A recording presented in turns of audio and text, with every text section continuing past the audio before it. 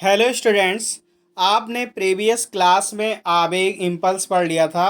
आज पढ़ेंगे आवेग संवेग प्रमेय, इम्पल्स मोमेंटम थ्योरम।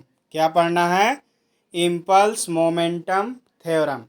तो देखिए क्या होता है इम्पल्स मोमेंटम थ्योरम, ध्यान से देखेंगे।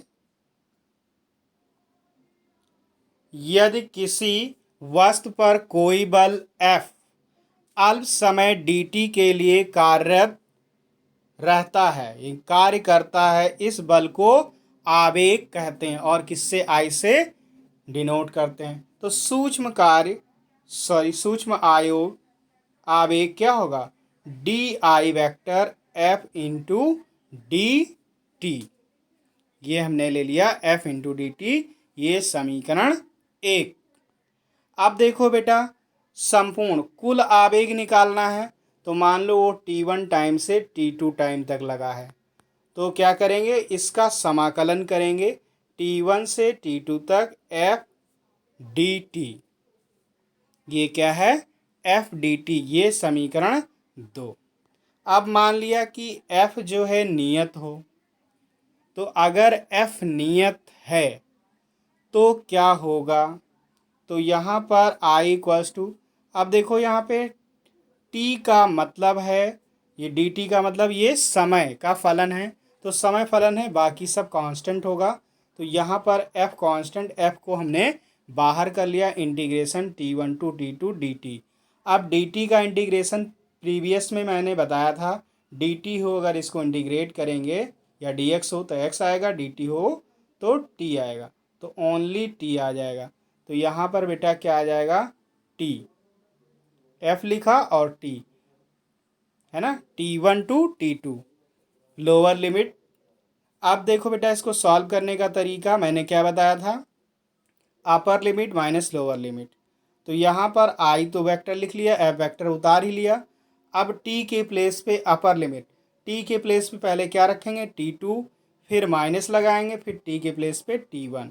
तो आपका ये आ गया I equals to vector F with in bracket T2 minus T1, ये समीकरण 3 आ गया।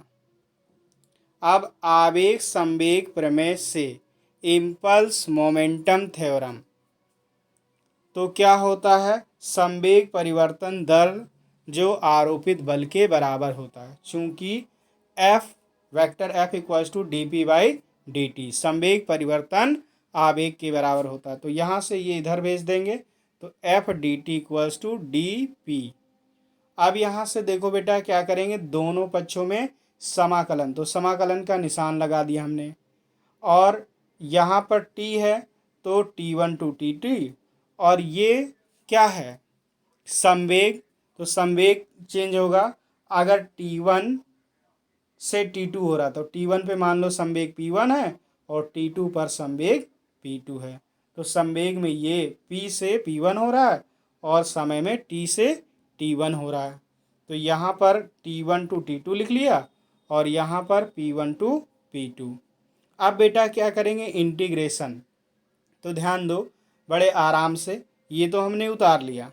अब यहाँ पर देखो बेटा, डी पी का पी आएगा, पी लिखा, और अपर ये लोअर। तो यहाँ पर देखो बेटा, ये है क्या? इम्पल्स ही तो है, तो ये हमने सिंपली आई लिख लिया क्योंकि ये भी पीछे लिख कर आए हैं। और यहाँ पर अपर minus lower, P2 minus P1, ये समीकरण मान लो 4 आ गया।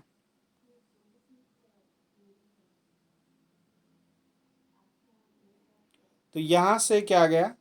ये समीकरण अगला, अर्थात किसी बल का आवेग उस बल के संवेग में परिवर्तन के बराबर होता है।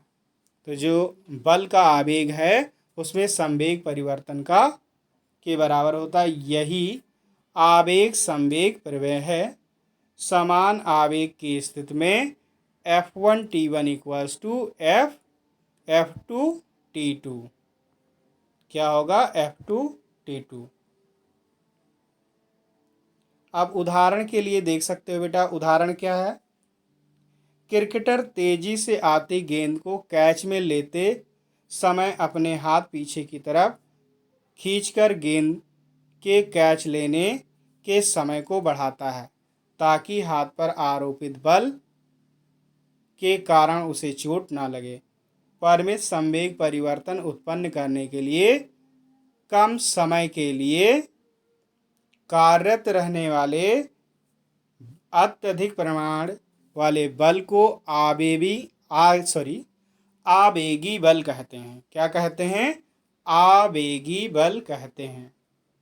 अब क्या है? आवेगी बल द्वारा किसी वस्तु के संवेग में कुल परिवर्तन की गणना आवेग संवेग परिमेय द्वारा भी की जा सकती है।